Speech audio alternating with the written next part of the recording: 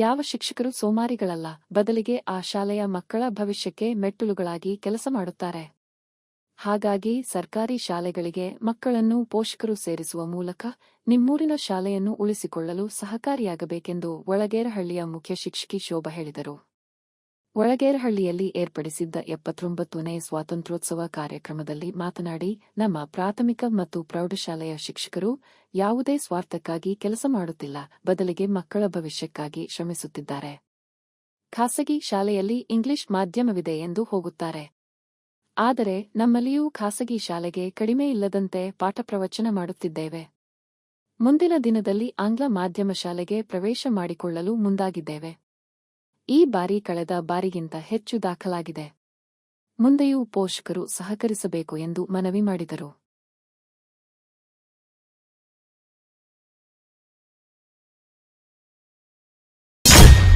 ನಮ್ಮ ಬಯಕೆನೂ ಅಷ್ಟೇನೆ, ನಮ್ಮ ಸ್ವಾರ್ಥಕ್ಕಲ್ಲ. ನಾವೆಲ್ಲರೂ ಬೇರೆ ಶಾಲೆಯಿಂದ ಬಂದರೂ ಕೂಡ ಶಾಲೆಯನ್ನ ಇಂಪ್ರೂವ್ ಮಾಡಬೇಕು, ನಮಗೆ ಸ್ಟ್ರೆಂತ್ ಆಗಬೇಕು ಅನ್ನೋ ಒಂದೇ ಉದ್ದೇಶ ಅಷ್ಟೇ.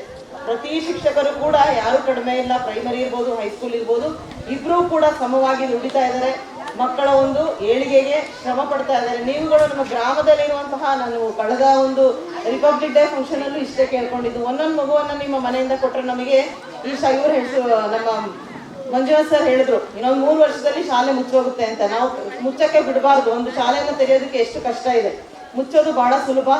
ನಿಮ್ಮ ಮಕ್ಕಳನ್ನ ಕಳಿಸಿದ್ರೆ ನಮ್ಮ ಇಂಗ್ಲಿಷ್ ಮೀಡಿಯಂ, ಇಲ್ಲಿ ಇಂಗ್ಲಿಷ್ ಮೀಡಿಯಂ ಇದೆ, ನೆಕ್ಸ್ಟ್ ನಾವು ಕೂಡ ಪರ್ಮಿಷನ್ ತಗೊಳ್ತೀವಿ, ನಮ್ಮಲ್ಲೂ ಕೂಡ ಇಂಗ್ಲಿಷ್ ಮೀಡಿಯಂ ಪ್ರಾರಂಭವಾಗುತ್ತೆ. ನಾವು ಕೂಡ ಆಲ್ರೆಡಿ ಅಪ್ಲಿಕೇಶನ್ ಕೊಟ್ಟಿದ್ದೀವಿ. ಹಾಗಾಗಿ ಇಲ್ಲಿಂದ ಅಲ್ಲಿಗೆ ನಮಗೆ ಕಂಟಿನ್ಯೂಷನ್ ಸಿಗುತ್ತೆ.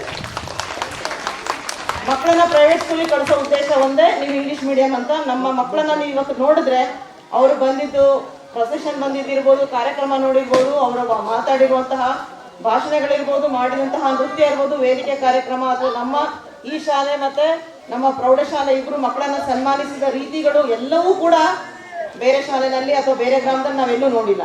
ಈ ತರದ ಒಂದು ಶಾಲೆಯನ್ನ ಉಳಿಸೋದು ಬೆಳೆಸೋದು ನಮ್ಮ ಗ್ರಾಮಸ್ಥರೇ, ನೀವುಗಳು ಸಪೋರ್ಟ್ ಮಾಡಿದ್ರೆ ಎಲ್ಲವೂ ಸಾಧ್ಯ. ನಾವು ಮನಸ್ಸನ್ನ ಒಂದು ಕೈನಲ್ಲಿ ಚಪ್ಪಾಳೆ ಆಗಲ್ಲ, ಇದು ಯಾವಾಗಲೂ ಹೇಳ್ತೀವಿ, 2 ಕೈ ಸೇರಿದ್ರೆ ಮಾತ್ರ ಚಪ್ಪಾಳೆ. ನೀವು ಮಕ್ಕಳನ್ನ ಹೆಚ್ಚಿನ ಸಂಖ್ಯೆಯಲ್ಲಿ ಈ ಒಂದು ಶಾಲೆಗಳಿಗೆ ಸೇರಿಸಿ ನಮ್ಮ ಸ್ಟ್ರೆಂತ್ ಅನ್ನ ಉಳಿಸ್ತೀರಾ. ನೋಡಿ, ಗ್ರಾಮಸ್ಥರು ಎಷ್ಟೊಂದು ಮಾಡಿದ್ದಾರೆ ಶಾಲೆಗಳಿಗೆ. ಇಲ್ಲಿ ಏನು ವೇದಿಕೆಯಲ್ಲಿ ಕೂತಿದಾರಲ್ಲ, ಎಲ್ಲರೂ ಕೂಡ ದಾನಿಗಳೇ.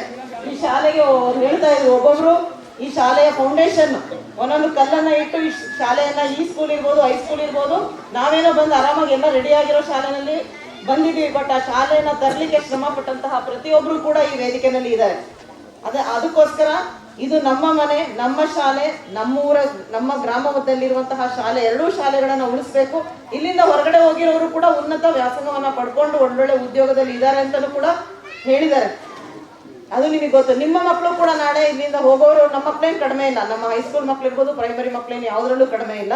ನಮಗೆ ಬ್ಯಾಕ್ ಗ್ರೌಂಡ್ ಏನಂದ್ರೆ, ಪೋಷಕರು ಸ್ವಲ್ಪ ಮನೆಗಳಲ್ಲಿ ಸಪೋರ್ಟ್ ಮಾಡಬೇಕು. ಮನೆಗಳಲ್ಲಿ ನೀವು ಸಪೋರ್ಟ್ ಮಾಡಿಬಿಟ್ರೆ, ನಮ್ಮ ಟೀಚರ್ಸ್ ಹಾಕೋ ಶ್ರಮಕ್ಕೆ ನಮಗೆ ಪೋಷಕರಿಂದ ಶ್ರಮ ಸಿಕ್ಕಿದ್ರೆ ನಮ್ಮ ಮಕ್ಕಳ ಒಂದು ಉತ್ತಮ ಫಲಿತಾಂಶ. ಈಗ ನೀವು ನೋಡಿರ್ಬೋದು, ನಮ್ಮ ಹೈಸ್ಕೂಲ್ ರಿಸಲ್ಟು ಕೂಡ 1 ವಿದ್ಯಾರ್ಥಿ ಬಿಟ್ಟು ನಮ್ಮಲ್ಲಿ 17 ಮಕ್ಕಳು ಪರೀಕ್ಷೆ ಬರೆದಿದ್ರು. 16 ವಿದ್ಯಾರ್ಥಿಗಳು ಕೂಡ ಉತ್ತಮ ಶ್ರೇಣಿನಲ್ಲಿ ತೇರ್ಗಡೆ ಹೊಂದಿ ಈಗ ಎಲ್ಲರೂ ಕಾಲೇಜ್ಗೆ ಅಡ್ಮಿಷನ್ಸ್ ಆಗಿದ್ದಾರೆ. ಈ ಬ್ಯಾಚ್ ಕೂಡ ನಮ್ಮಲ್ಲಿ ಚೆನ್ನಾಗಿದೆ. ಇದಕ್ಕಿಂತ ಉತ್ತಮವಾದ, ಕಳೆದ ವರ್ಷಕ್ಕಿಂತ ಉತ್ತಮವಾದಂತಹ ಫಲಿತಾಂಶವನ್ನು ಕೊಡ್ತೀವಿ. ಆ ಥರ ನಮ್ಮಲ್ಲಿ ಆಗಲೇ ಟ್ರೈನಿಂಗ್ ಮಾಡ್ತಾ ಇದ್ದಾರೆ ಮಕ್ಕಳನ್ನ. ನೀವು ಪೋಷಕರು ನಮ್ಮೊಂದಿಗೆ ಕೈ ಜೋಡಿಸಿ, ಪ್ರತಿಯೊಬ್ಬರು ಕೂಡ ಅಷ್ಟೇ, ನಮಗೆ ಏನ್ ಕೇಳಿದ್ರು ಇಲ್ಲ ಅಂದಿಲ್ಲ. ನಮ್ಮ ಶ್ರೀಧರ ಸ್ವಾಮೀಜಿಗಳಂತೂ ಪ್ರತಿಯೊಂದಕ್ಕೂ ಕೂಡ ಇವತ್ತೇನು ಮಕ್ಕಳು ಕಲರ್ಫುಲ್ ಆಗಿ ಕಾಣಿಸ್ತಿದ್ದಾರೆ, ಅದಕ್ಕೆ ಅವರು ಕೂಡ ಒಬ್ರು ಕಾರಣಕರ್ತಾರೆ. ಎಲ್ಲರ ಒಂದು ಸಪೋರ್ಟ್ ಇದೆ, ಏನಿದೆ ಎಲ್ಲರ ಸಪೋರ್ಟ್ ಇದೆ. ಇದ್ರ ಜೊತೆಗೆ ನೀವು ಪೋಷಕರು ಇವತ್ತೇನಿದೆ ಕಡಿಮೆ ಸಂಖ್ಯೆಯಲ್ಲಿ ಇದ್ದೀರಾ, ಆಲ್ರೆಡಿ ಬಂದ್ರಿ, ಸ್ಟಾರ್ಟಿಂಗ್ ಅಲ್ಲಿ ಇದ್ರಿ, ಆಮೇಲೆ ಕಡಿಮೆ ಆಗಿದ್ದೀರಾ. ನೀವು ಮನೆಗಳಿಗೆ ಹೋಗಿ ಹೇಳಿ ಹೆಚ್ಚಿನ ಸಂಖ್ಯೆಯಲ್ಲಿ ವಿದ್ಯಾರ್ಥಿಗಳನ್ನ ಅಡ್ಮಿಷನ್ಸ್ ಮಾಡಿಸಿ. ನೀವು ಪ್ರೈಮರಿಗೆ ಅಡ್ಮಿಷನ್ ಮಾಡಿದ್ರೆ ಅದೇ ಮಕ್ಕಳು ನಮಗೆ ಹೈಸ್ಕೂಲಿಗೆ ಸಿಗೋದು. ಹಾಗಾಗಿ ಪ್ರೈಮರಿನಲ್ಲಿ ನಿಮ್ಮ ಸಂಖ್ಯೆಯನ್ನು ಹೆಚ್ಚಿಸಿ, ನಮಗೆ ಹೈಸ್ಕೂಲಿಗೆ ಮಕ್ಕಳ ಸಂಖ್ಯೆನ ಹೆಚ್ಚಾಗುತ್ತೆ ಅಂತ ಹೇಳ್ತಾ, ಕಳೆದ ಸಾಲಿಗಿಂತ ಈ ವರ್ಷ ನಮ್ಮ ಶಾಲೆಯಲ್ಲಿ 10 ವಿದ್ಯಾರ್ಥಿಗಳು ಹೆಚ್ಚಾಗಿದ್ದಾರೆ.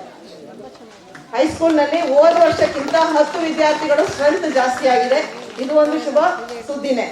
ಹಿಂದೋಗಿಲ್ಲ, ಮುಂದೆ ಬಂದಿದ್ವಿ, ಇನ್ನೂ ಕೂಡ ಹಿಂದೋಗಲ್ಲ, ನಾವು ಮುಂದೆ ಬರ್ತೀವಿ. ನಿಮ್ಮ ಒಂದು ಸಹಕಾರ ಇದ್ರೆ ಅಂತ ಹೇಳ್ತಾ ನಿಮ್ಗೆಲ್ರಿಗೂ ಒಂದು